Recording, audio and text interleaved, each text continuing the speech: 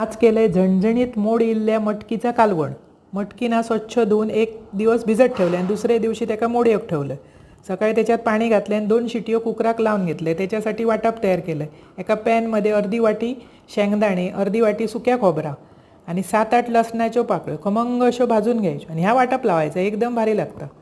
तोपर्यंत मटकी शिजान येली म्हणजे सम शिजान इली की कालवण एकदम मस्त लागतं. नंतर ह्या थंड झाल्यावर मिक्सराक लावून घ्यायचं, बारीक करायचं.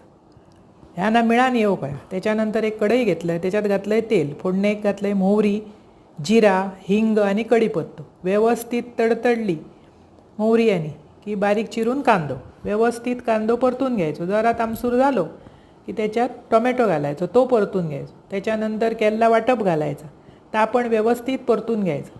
तेल सुटल्यासारख्या होता. वरसून हळद, गरम मसालो, लाल तिखट आणि गोडो मसालो जो बाजारीत विकतो मिळता तो व्यवस्थित परतून झालो की त्याच्यात शिजलेली मटकी घाल.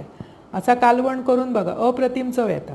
जरा पाणी घाला, चवीपुरता मीठ घाला आणि झाकून परत एकदा शिजवा म्हणजे त्याका उकळी येऊन दे. वरसून कोथिंबीर घाला.